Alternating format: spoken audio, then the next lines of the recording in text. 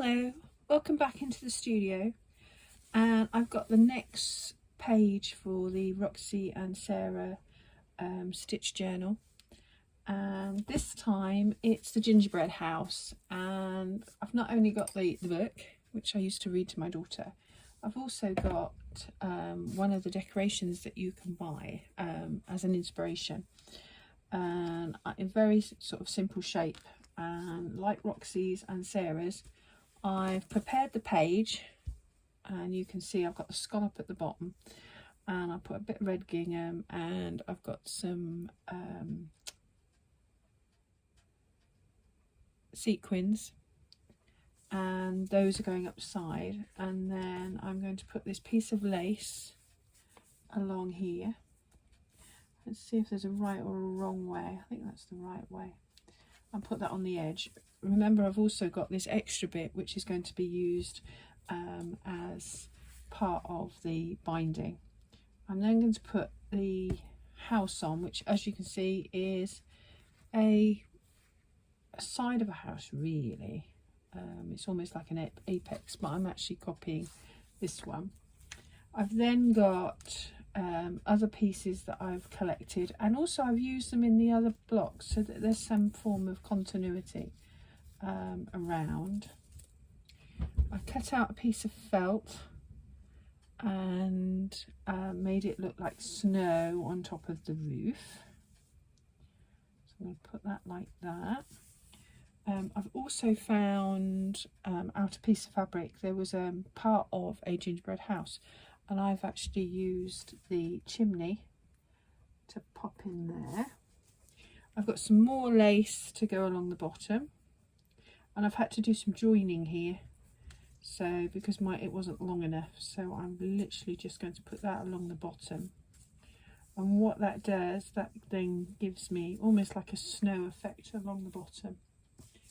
I've got a door, and I've got some snow like this piece here.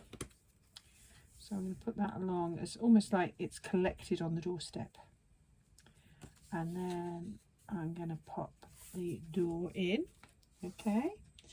I've cut out some trees. These trees, again, these came from the Gingerbread House. They were little pieces, so I've got a scrap to pop on that one, and then I've got a full Christmas tree to pop on that one. I've got some windows. It's very basic window shape, and again these came from that scrap of fabric, so I'm just going to actually put those on. They've got little round lollipops and sweeties on, so I've put those on.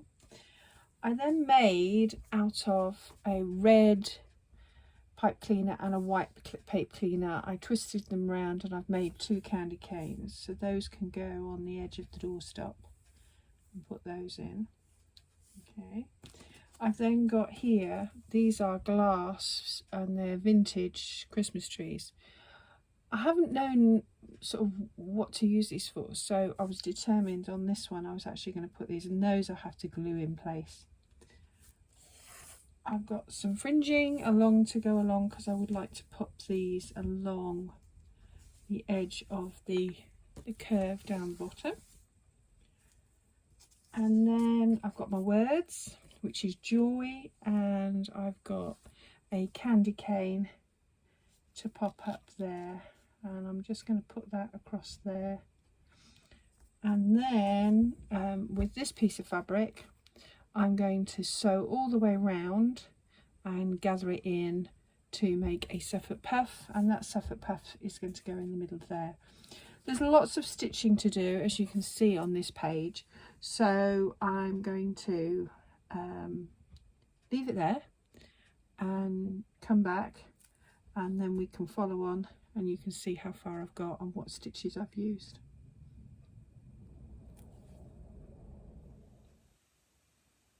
Hello, back again.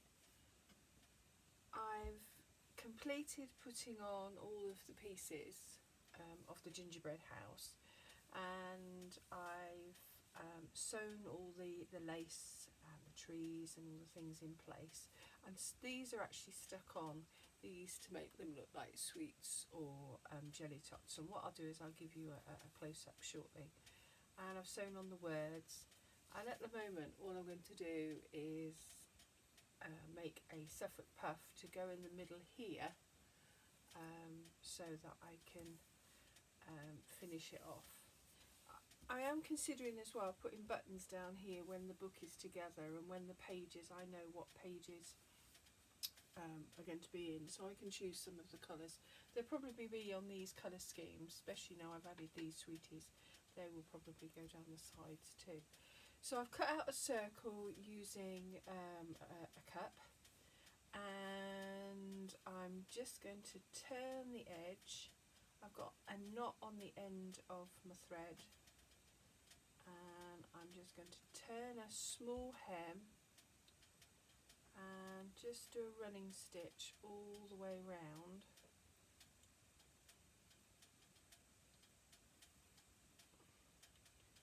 To draw it up and make a Suffolk puff. We call them a Suffolk puff. There we go. So how have you been getting on? Have you been doing the challenge of the house, or Roxy's challenge? I've been really enjoying it.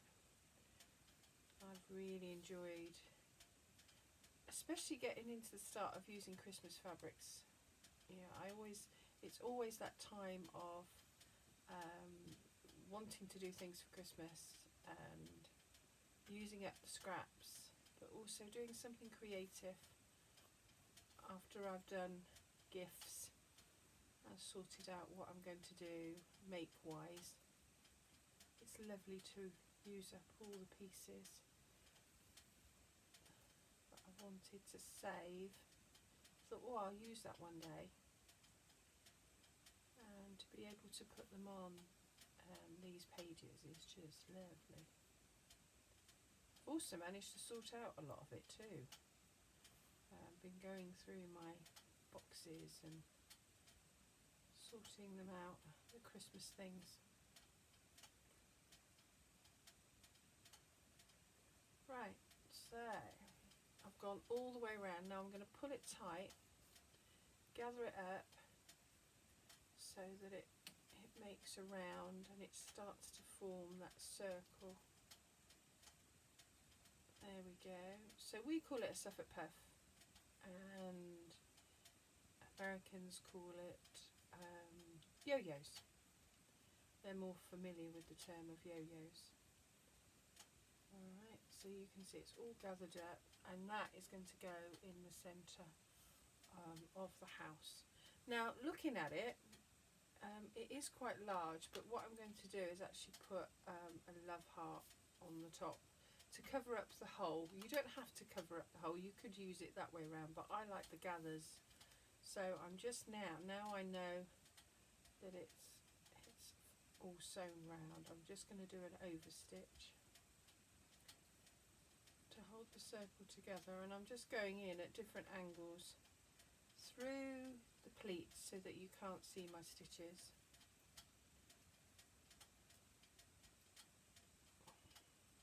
There we go.